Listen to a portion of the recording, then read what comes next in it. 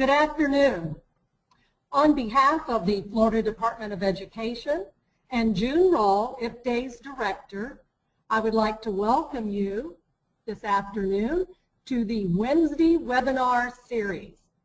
Today's topic, Adult High School Program Implementation, one district's approach to offering a standard diploma program, will be covered from the beginning through the setup to the end. My name is Carolyn Allen. I'm former Pasco County Supervisor of Adult and Community Ed, and I'm now working as one of our state IFDA trainers. Today, I am joined by Barbara Donahue, who is Pasco County Schools Supervisor of Career and Technical Education, and Nancy Lale, Pasco's Graduate 24/7 Program Coordinator, Guidance Counselor, and Online GED Instructor. We're glad to be here today with all of the adult educators out there from around the state. Really nice to have this opportunity to work with two Pasco County adult education colleagues that I've worked with for many years in the past to present the Pasco Adult High School Model. Before we get started, just a few reminders. Most of you have been on webinars before, but if you have email your questions to us, we will try to answer them as we go through the presentation. If you have issues, email those as well. We will try to get you any kind of support you need during the presentation. If, however, you email us a question that we do not have the immediate answer for, and many times with things that are specific to statute or implementation from DOE, we will not give you an answer. We will want to check that with Zelda Rogers first and Marcia Maxwell before we get those answers back to you. So please bear with us on those.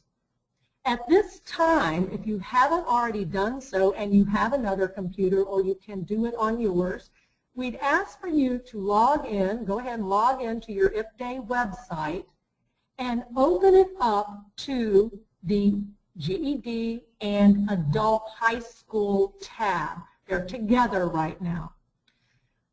The reason we're asking you to do this is that there could be announcements. There also has access to the technical assistance paper. Just as a reminder, this webinar, like all of our IFDA webinars, is being recorded.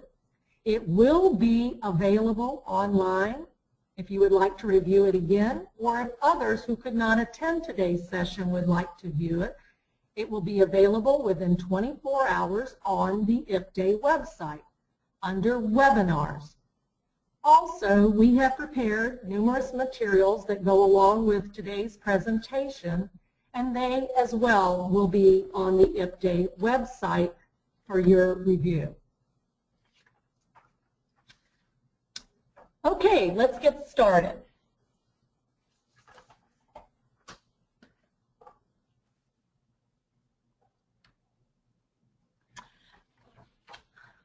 In this session today, our main objectives will be to identify program components of two different adult high school standard diploma programs within Pasco County, to discuss the strategies for funding, developing, implementing, and sustaining a program, and mainly to share resources. One thing we'd like to remind everyone, many districts, adult ed programs, and colleges who offer adult education offer their own adult high school programs. Today's presentation is not an hour-long review of the technical assistance paper. It is simply an example of one district's response to offering adult high school programs. We wanted to provide you with a real-life response from a district who wanted to offer an adult standard high school diploma. Another thing we wanted to remind everyone as we start, Pasco had their own reason for looking and developing a Graduate 24/7 program. This might not necessarily be true in your district or college. So please, as you listen in today and look at what we have on the screen and also our materials that are going to be available to you, remember, everyone will need to look at their own needs assessment in their district or college if you decide to offer, or if you already offer, an adult high school program. We are in no means suggesting that you start a program exactly like what you will see today. This is just an example. We do need to give you a little bit of background so that you can put it in perspective and kind of get a relation to where you are in your own county or college.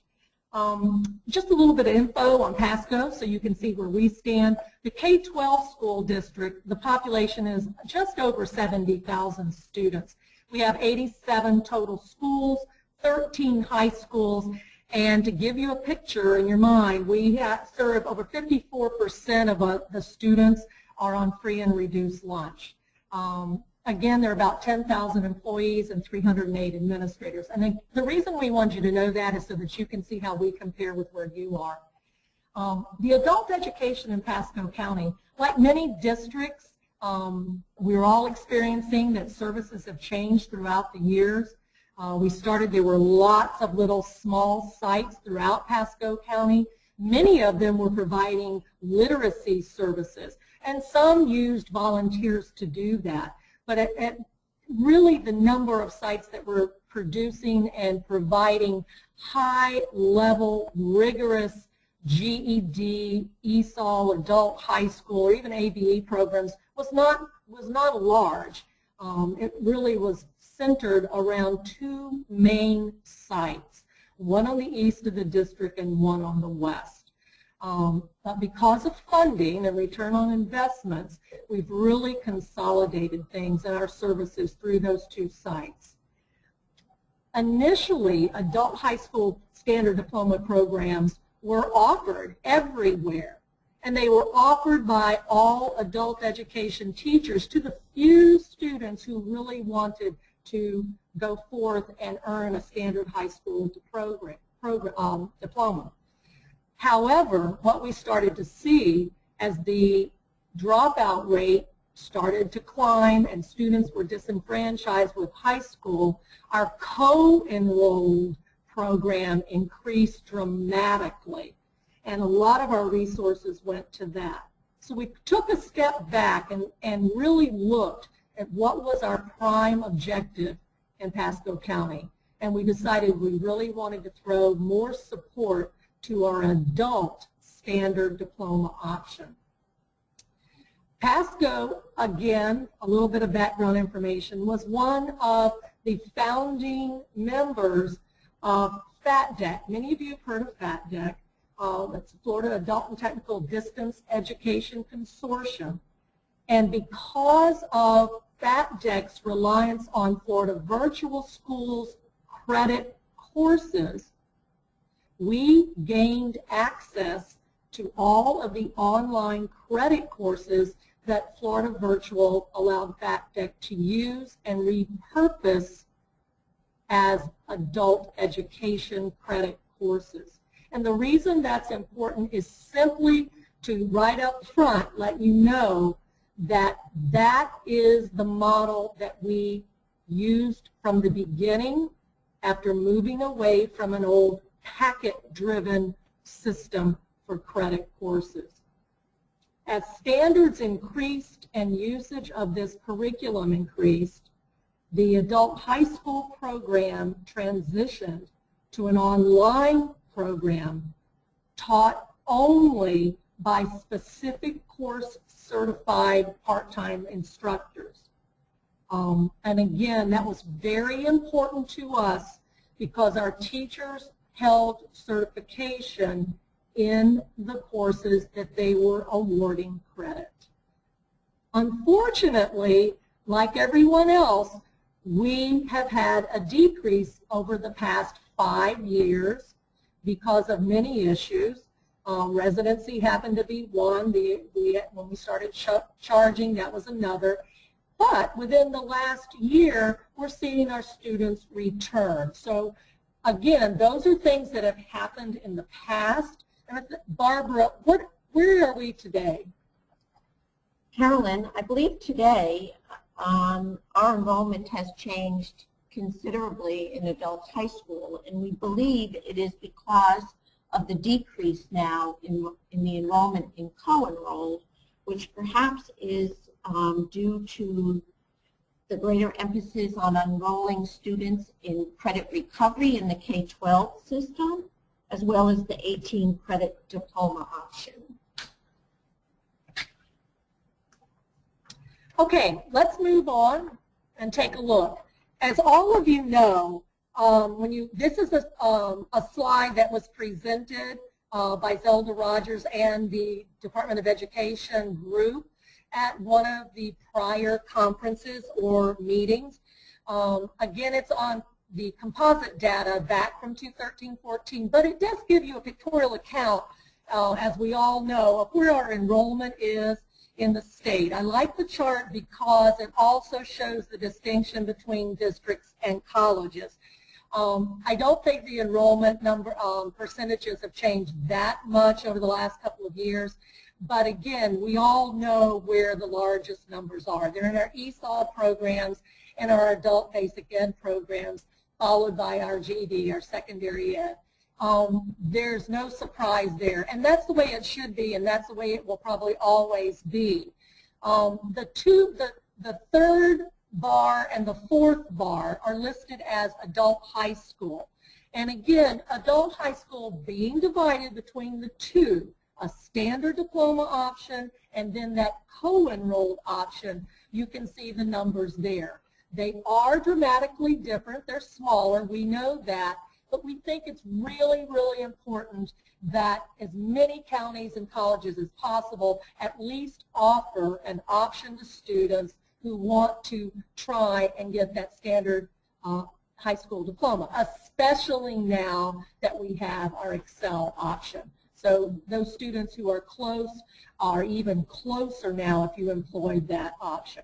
The other interesting thing that goes along with graphs and statistics is that even though the numbers given to us by the Department of Education show that it is one of the smallest programs out there within the whole gamut of adult education provision, it's interesting when you look. Students that we have dealt with in our county that entered adult high school and were appropriately placed there and stayed with it earned their completion. So even though the numbers are small, the guarantee is pretty good that those students are going to perform and they are going to earn the LCPs, or they are going to earn what, in the end, their high school standard diploma.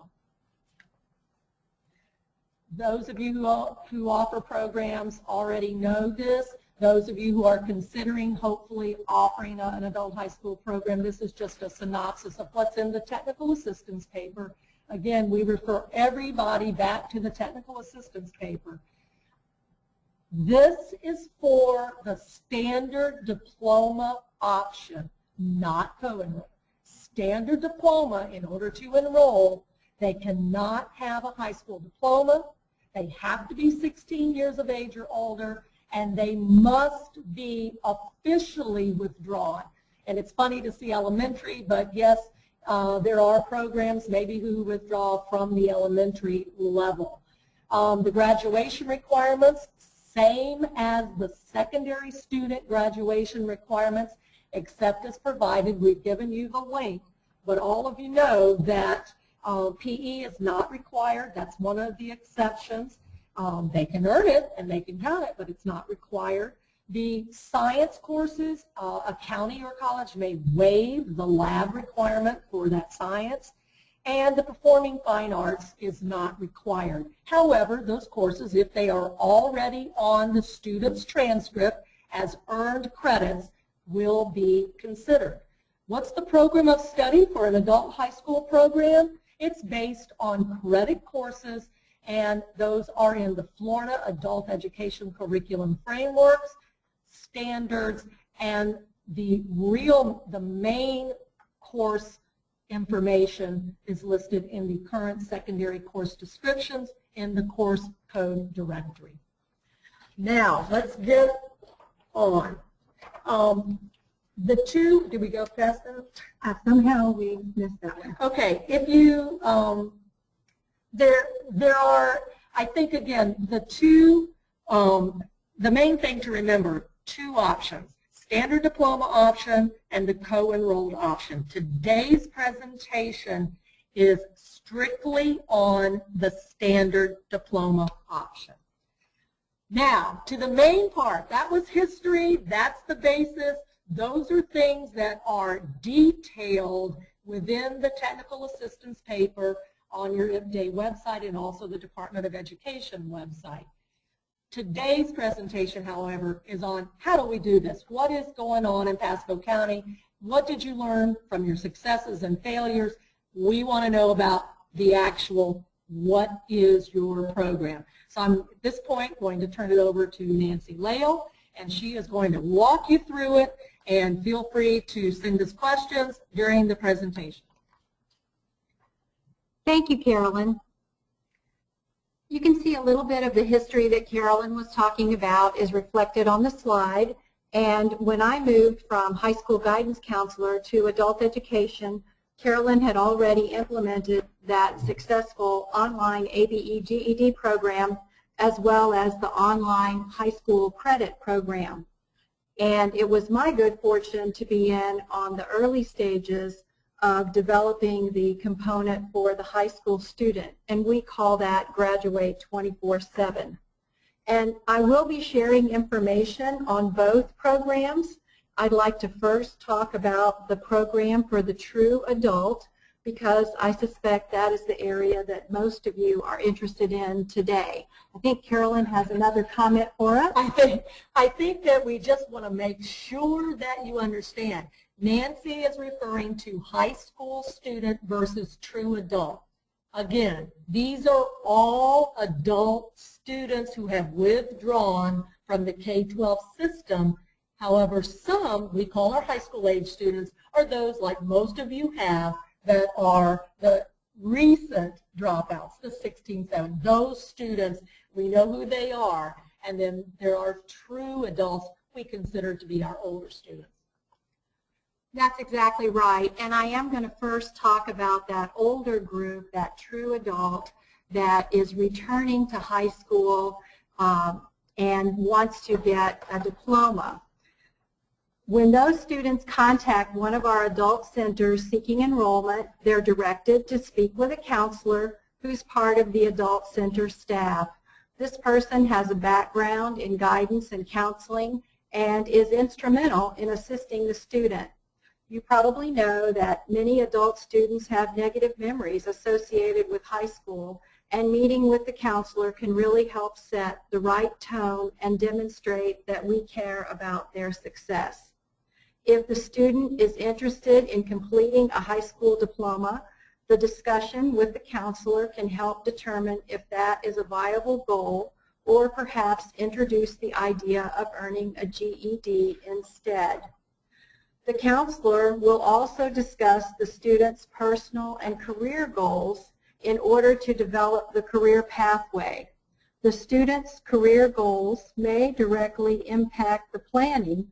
For example, an individual with a GED instead of a standard diploma usually needs to complete a specific number of community college hours in order to enlist in the military. So that's a factor that's explored and discussed with the student. Your own experiences have probably shown you that many many students are resistant to giving up on a standard diploma and switching to a GED diploma. And our counselors tread lightly in this area. We really want to respect the goals of all the students, and we also want to develop a solid student-counselor relationship so that if a student decides to switch to a GED, it's comfortable for the student to approach the counselor and discuss that and make the change if necessary. This kind of communication has always been one of Carolyn's goals, and Barbara continued that philosophy as well. Some students just don't realize how close they are to finishing a diploma, and once they realize that, it can make a great difference in their progress. We have open or rolling enrollment, and students can enroll at most any time to add or drop a course. Prerequisites have to be completed, though, before taking a subsequent course, and we rarely allow our students to take 2 courses at the same time in the same subject area, and I'll explain a little bit more about that later. Enrollment for the true adult student is usually based on a self-referral and starts with a TABE test followed by the advisement session. As I mentioned, a career pathway is reviewed and options are discussed. The adult students are not required to attend any on-campus activities, but they are invited to our annual career fair and other school events. Adult students take their state assessments and end-of-course exams at one of our adult centers. The graduation requirements for a standard high school diploma from adult education are detailed in the Adult High School Technical Assistance Paper. This technical assistance paper shows the counselor which courses, which state assessments, and which end-of-course exams are required for a particular cohort. A link in the Adult High School section on the IPDAY site will take you to this document. And I did notice in the questions that someone asked for the link, and we do have that in our program here, and it's available to you from that IPDAY site.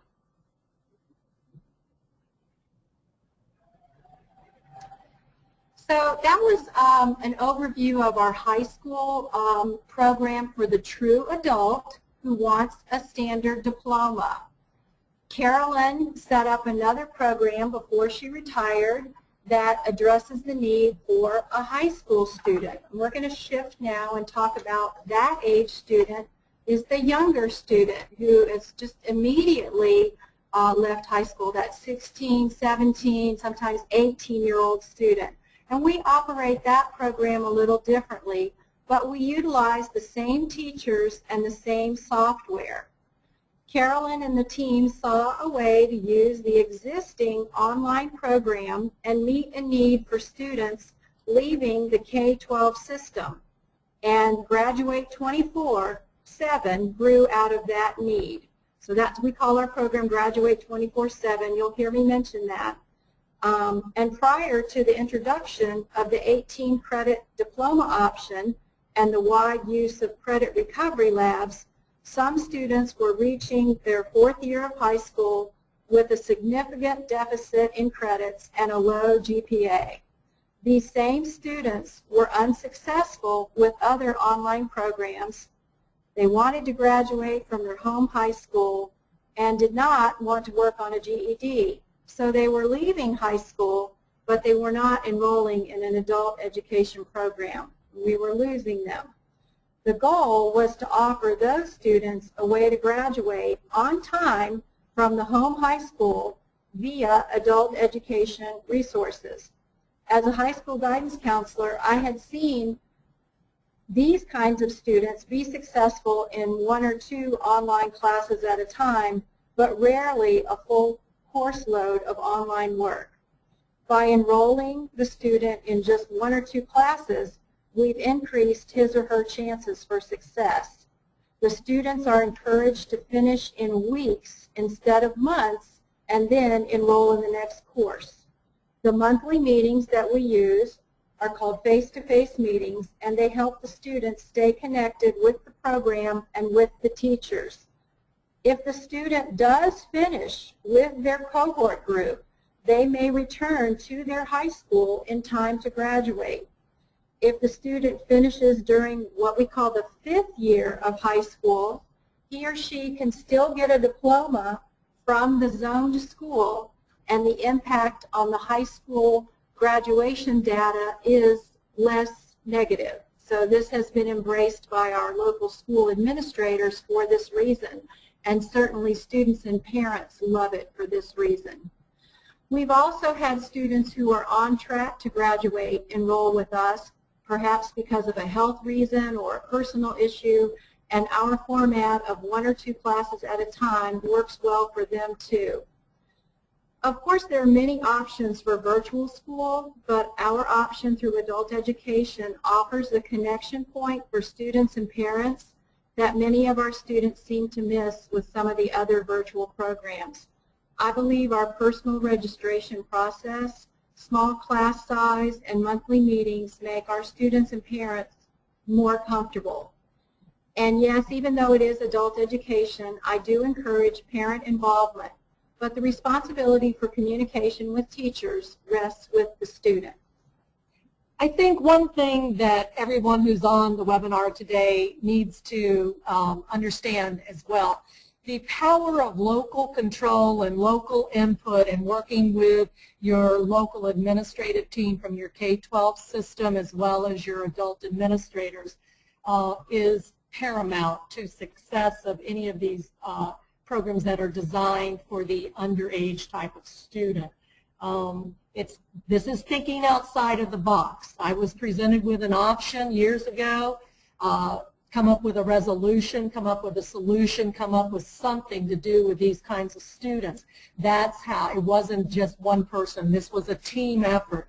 But it's really important to understand that this only can work if the entire system or college works together on it. And it's a challenge to work with these kinds of students. The fact of these students going back to their high school, that's very, very difficult as far as working out the come and go part of it. But it needs to be done. That's the basis of success. And that's what Nancy is doing and has done since she's taken over the program, is she's worked directly with those high school guidance counselors, and that communication and collaboration and the administrator's support has been the absolute key to success for this kind of program. But I'll tell you, all of you know you're sitting there and thinking about your own systems and thinking about that segment of population, those 16, 17, 18-year-olds who we lost, and they did not come to us. That's how this was born. We looked for something that we could engage them in our adult education program, but kind of have the link back to the high school. And I just wanted to clarify that. It's not going to work for everyone, but today is only about sharing something that Pasco is doing. Thank you, Carolyn. We also wanted to share with you our referral process. And the high school students enter the program with a referral from their high school guidance counselor. The students who may have left high school and didn't get that referral, and we're talking about a student who may have just left and then a week later, very, very short time frame, are referred back to the counselor for that. And in your materials, you'll see the first form we used was pretty general. And this year, we are switching, our program is very popular, and we're switching to something more specific. And we've drafted this detailed form. There's just a portion of it on your screen there. We think it'll streamline the process for me or whoever is enrolling the student, and also we think it'll help the counselors. We know how busy they are. We know they're very overloaded. And so we're showing you this, and we've gotten most of it approved already, and we think it will certainly go through. And I would like to add that we're flexible. Everything that you see there, we really like to take it student by student, but we have to start somewhere. So we have come up with these guidelines, but you know, those credits we're probably going to, that's still in the discussion stage of how many credits they have to have for each option. We want more clarification, of course, from the counselor about their testing requirements. That will save your coordinator lots of time. And even though the student has withdrawn from the K-12 system and enrolled in adult ed, we are now asking the zone school to remain involved by handling the state assessments and the end of course testing. And this most recent FCAT testing retesting was our first experience with that. And we sent all those students back to test at their zone school, and it worked out just fine. And I think in a lot of cases the administrators were glad to get eyes on them again, because they are looking for them to come back and graduate. So, and in this case, for these students, because they're going back to their zoned high schools, the graduation requirements for the K-12 system apply to them. They don't qualify for those exceptions that are in the technical assistance paper for adult high school. You would go by your local student progression plan, because they are going back to their high school. And if for some reason they did not, then they would switch over and be under the requirements of that technical assistance paper, I can't say that. We typically withdraw the student during the last week of classes for seniors, and then they re-enter high school in time for graduation rehearsals. And I have found that a number of the students just really want that diploma.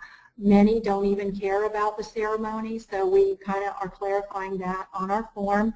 But there is a place, and you can see that on the handouts, where the school administrator can sign off in advance whether or not they will let that student come back, provided they are at the same level as their cohort group.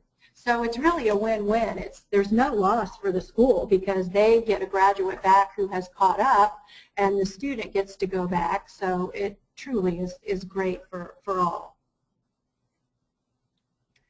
Our monthly meetings for the underage students are those 24/7 students. And we do have those, we're called face-to-face meetings, and we use a centrally located property, which happens to be the school board campus in our district, and the parents are invited to attend, and most do. We think the parents stay because it's a fairly short meeting, so rather than drop them off and leave and come back, they do that. Our district school board office is really kind of not in a very populated area anyway. There's not that much for them to leave and do, but we think that we keep the meetings short and we keep them meaningful. And we've never had any issues or problems during our meetings, but we would recommend administrative support for those meetings. And we take about 20 or 30 minutes for a presentation by the 24/7 coordinator or some of the online teachers. One night, some of the teachers presented on how to use rubrics, because the students were just kind of ignoring them, and that really helped the students, and it was a nice change for them to hear their teachers. And then after the presentation, the students meet briefly with each teacher. It's a nice chance to get that face-to-face. So some of the topics that I have covered at the meetings, certainly graduation requirements, career pathways, like I mentioned, using the rubric. And also the PACE chart, we used that at our first meeting this fall, and that's in the lower box on your screen, and you have that in your handouts. And that would work with either age group, because the biggest question by far that I get from any student enrolling is, how long will this take? How long will it take me to finish? And I would always say, well, that depends. And I would show them how many assignments were in each semester or segment of the course, and say, you know, when do you want to finish? And we divide by the number of weeks and the amount of time, and then how many assignments per week they needed. Well, I never thought that that was particularly difficult to grasp, and one time a little girl asked me if she could take a young woman asked me if she could take the scrap of paper with her. So I thought maybe I should formalize this a little bit, and so I did, and we've given you that handout, because our students have improved their pace exponentially since we started doing that. They really understand now. I also plan to invite a community college rep and then a rep from our own Career and Tech Center to come and talk to the students. And also we use these meetings to re-enroll the students for the next session, and they think it's a great courtesy to them, but it just saves me a ton of time, so I like to do that as well. And sometimes we have students who don't finish to graduate 24/7, and they don't opt to finish with a standard diploma, and they will switch over to a GED, but we've got that great working relationship going, and it works out beautifully, and we can keep them in school and keep them working toward their own personal goals. I put in just a little snippet of what a master schedule might look like. Certainly more information would be included, but we do get a lot of questions about attendance and a master schedule. And just to show you, we we set up our classes to meet for 6 hours at a time instead of 2 nights or 2 days at 3 hours each. That way our teachers only have to take attendance 1 day a week, and they like that. And the downside would be that a student cannot take 2 courses in the same subject because obviously they can't earn credit. But if we have a student who needs that option, our administrator will develop another section that doesn't conflict, and we try to be very flexible and work with the students who have a need, or they're in a particular hurry, and especially if they've already failed the class. So if they can do that, then we want to accommodate them. And many people wonder how we take attendance, and we follow the rule of 6 absences in a row, and then they are withdrawn from the program. And of course that's not without communication first and keeping up with the student. So, and the absence would be generated when the student does not sign in and does not submit the appropriate number of assignments. If you look at both programs side by side, you can see there are quite a few similarities. Both programs are appreciated by the target audience, whether that's the traditional adult student or that high school student. Both programs help them to graduate, and with a few tweaks, you can often take that program that's for the traditional adult and make it to suit a high school population or kind of an underage population, if you will. It's been a great public relations program for us. Our high school principals have been very positive about it and the opportunities for the student, and it's just been another way to validate our adult education program. It's also a pretty good value if you want to offer 2 programs, and certainly ours were phased in. One was up and running and very successful before the other one came along, so it's certainly not necessary to do both at the same time, but same software or learning management system, same teachers, and basically one expense, especially if your classes are kind of small. Our teachers are paid based on enrollment, and I know that's often a big question, but that's not going to be a huge question at your startup time. And if you have questions, I can share that information with you. Just send me an email. I'll be happy to do that. We need to remind everyone, too, that throughout this presentation, we chose to use a distance learning credit-based program, but most of you have access to those within your county or college. So this is just one example. If you're using any of the purchased products, or if you're using packets, or if you're using teacher-developed curriculum, it makes no difference. It's just that we chose to use an online product. And that's real important. This is by no means saying that you have to do this. You can use whatever works best for your system. And we just need to make that clear throughout this.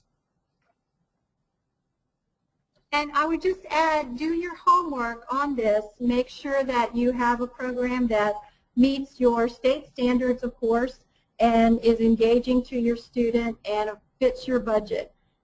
Those are, of course, big issues. And then that counselor component, reaching out to your local schools, if you have that high school component, is very important. We use subject area certified teachers, and that's particularly important to us because we have that high school component. And I think Barbara and or Carolyn are going to speak to you a little bit about that. So I'm going to turn it over to Barbara right now. Well, the course code directory outlines the appropriate certification that's required for any teacher to teach. Each school board can establish minimum qualifications for a part-time and a full-time adult ed instructor. In the case of our adult high school programs, that certification, they are required to carry certification reference the secondary course number that they currently teach. Again, if you'll reference your technical assistance paper, you'll see that by Florida statute, to be an adult education teacher, you would go by what your local and the state board says. We in Pasco County made a decision that in our case, we had access to certified teachers in subject areas, and that's the direction we chose to go. But again, you need to remember that in the state, you simply go by what's listed in our own curriculum frameworks for adult education. And of course, you would plan for staff development, a model where you can maybe even do a provisional hire of your teachers. I think sometimes we think we're going to love teaching online, and it just doesn't quite turn out like you think it will. And so you want to have that for yourselves. So, or that option to kind of help guide the right people in and out of teaching for you. You also have to have someone to enter the data into the software system, and I've been doing that, and it works when your program is small, but as your program gets larger, it can become quite difficult for one person to do all that. So down the road, these are things that you would want to consider. And a pay scale, we pay our teachers hourly, and then there's a component based on how many students they have. And those are things you'll want to really work out very carefully and leave yourself room to make adjustments if you decide, we might need to look at that again, because we did that, and it's worked out well, but leave yourself room to make some adjustments. Okay, Barbara's up next. As you know, Florida Statute 1011.80 allows for the funding of adult high school and all of adult education. Funding for adult ed also comes from the grants that our district receives and workforce education dollars based on our WITIS survey data. 95 to 98% is based on enrollment, and 3 to 5% on the number of LCPs and OCPs earned.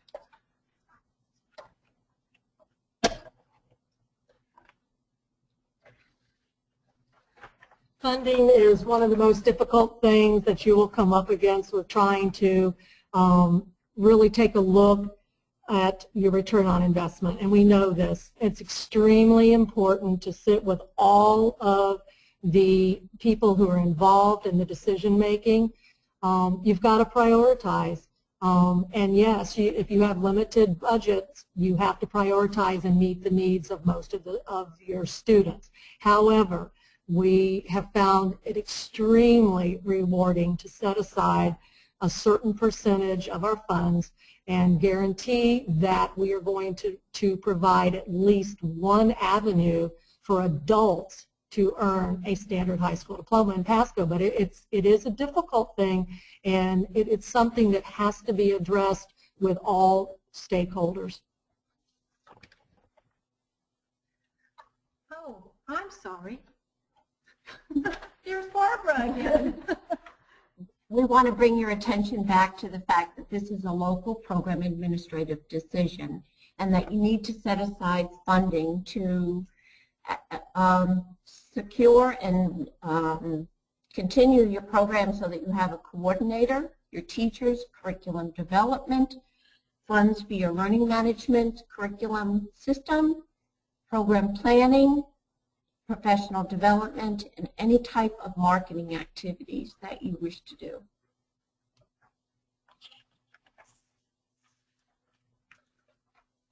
The software and grading programs are typically called the learning management system, and the variety of offerings can be sort of overwhelming. I learned that when we were looking for other materials for other programs. But Apex, Ed Options, Novanet, Compass, Plato, many more out there. You want to be sure that your program meets curriculum standards. It's important to see if the programs you're considering also meet college admission standards, NCAA eligibility guidelines for earning credit. And you could also use a locally developed product. You wouldn't necessarily have to purchase one. And I know Carolyn mentioned that a minute ago. We happen to use FATDEC, the Florida Adult Technical Distance Education Consortium. We've been pleased with the product and the support. As Carolyn mentioned earlier, the courses are acquired from Florida Virtual School and repurposed That means that we take out the references to parents and things like that. And it hasn't been mentioned, but we only offer regular courses. We do not offer honors, and we certainly do not offer advanced placement or anything like that. But we do like the quality of the software, and the students who come to us are often familiar with the platform, and so that's been a plus for us.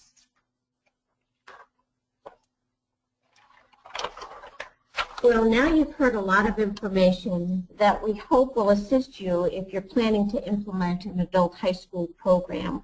We strongly encourage you to look at your data to determine the need for such a program in your area.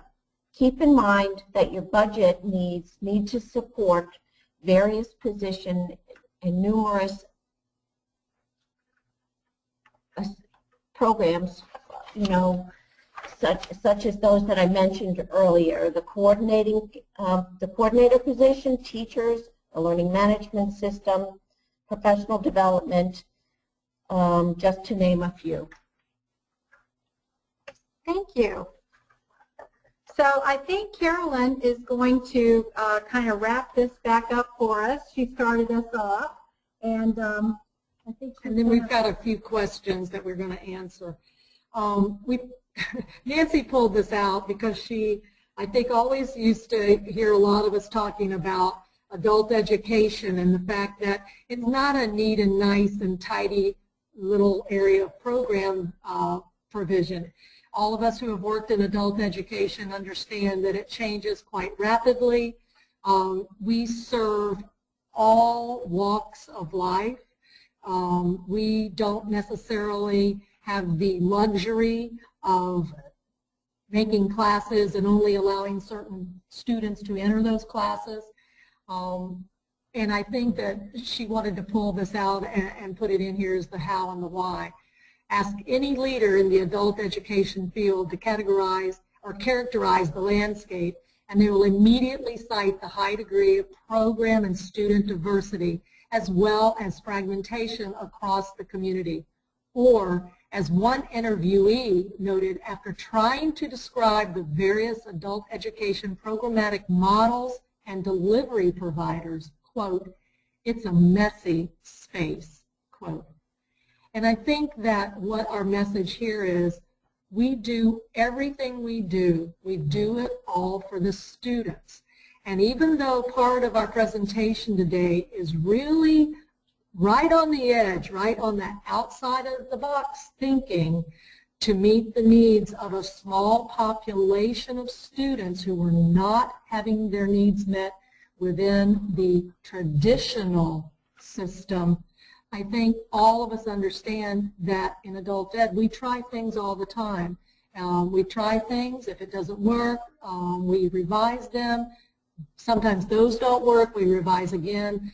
These adult high school programs in Pasco County are not standing still. They have changed quite a bit in the 2 years that I've been gone, or a year and a half I've been gone. So it's remarkable to me.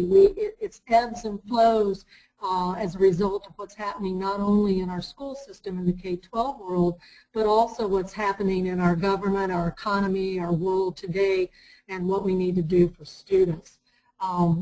Again, I reiterate, please, look at the technical assistance paper. Make it your best friend if you are thinking of starting an adult high school program.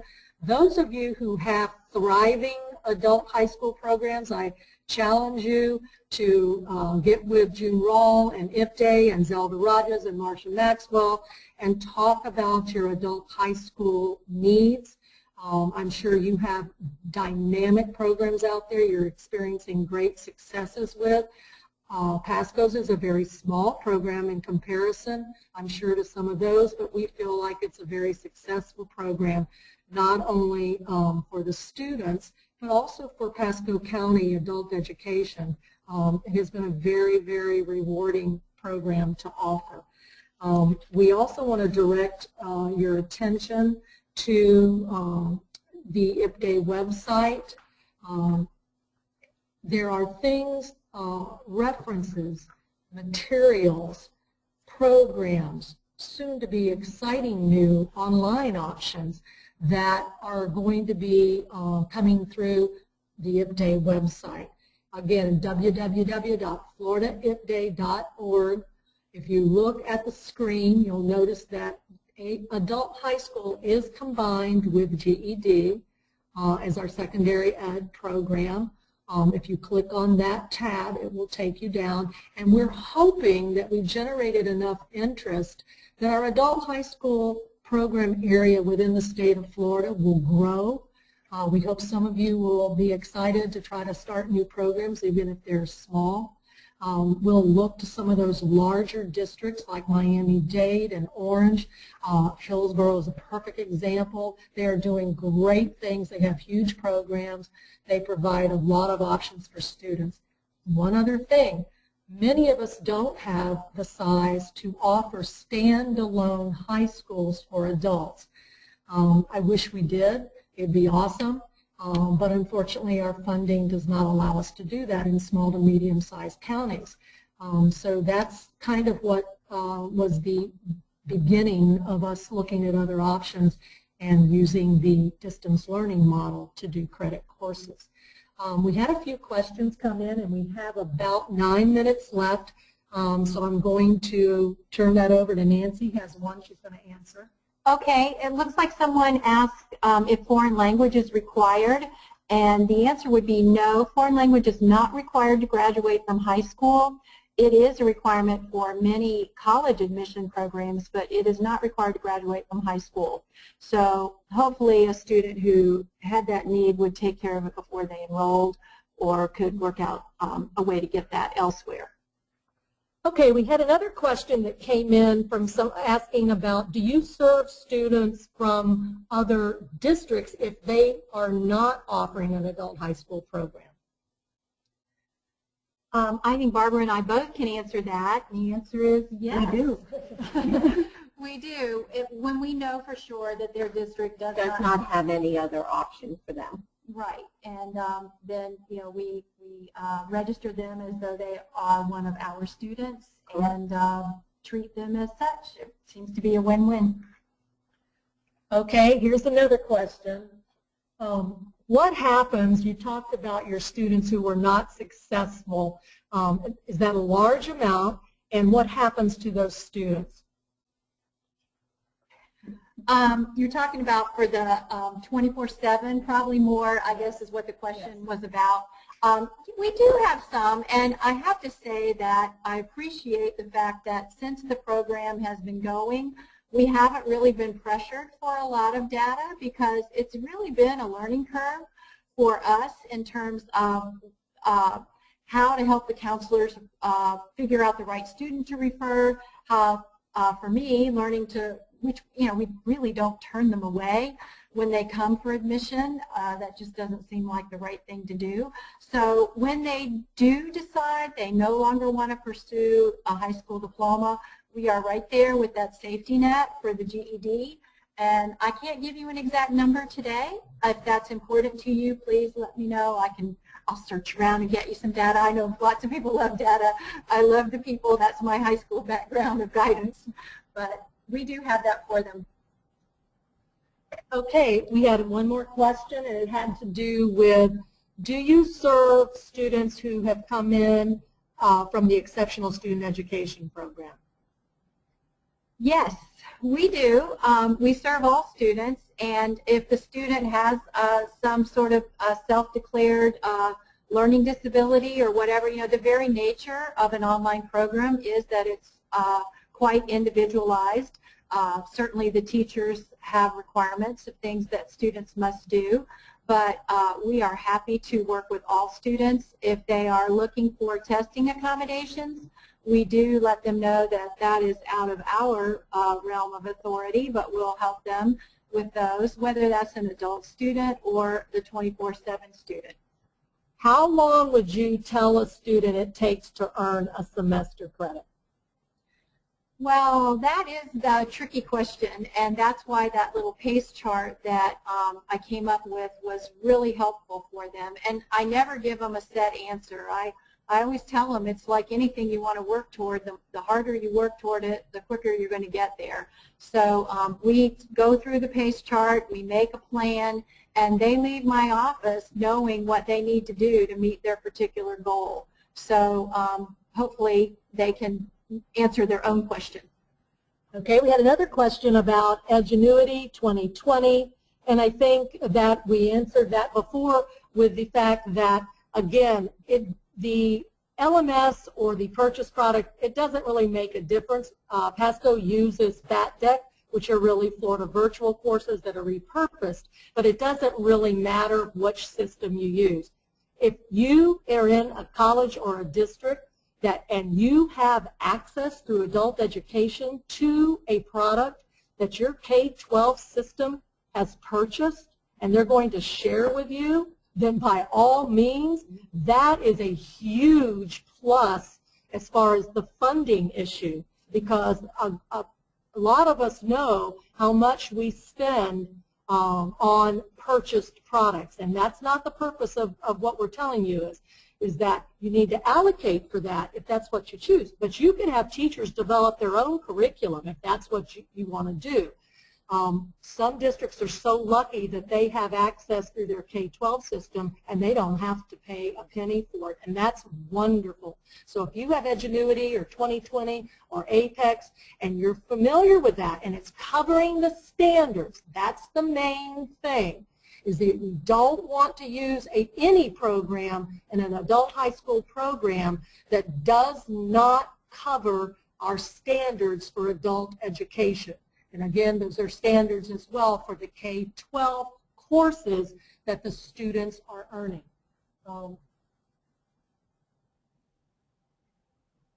And then the very last question we're going to address is, do students, if they happen to go back, they finish their courses that they are taking with adult ed, and they decide they want to go back, and the high school will allow them to re-enter, do they have to come in and then take all those exams? And the answer is no. If your student takes a course in adult ed, adult high school program, that course is going to have, if it requires one, an EOC. It's just like K-12. An adult high school course has an EOC. That student will not earn the credit unless they pass that EOC. Right, and that's where by connecting our students back to their zoned high school, they're actually taking that test on the campus. So that seems to be working very well for us. So they don't take them over. They've already achieved that score and goal. All right, we thank everyone. Again, I want to, hopefully you've sent in your questions, but please look at our personal emails. You can email the three of us or Nancy directly. She's our program coordinator. Barbara is the Pasco County supervisor. And with your specific questions, they will be happy to get back with you, or they're going to forward the emails to me and I'll get back with you. One of us will definitely get back with you. We would love to hear and read your questions.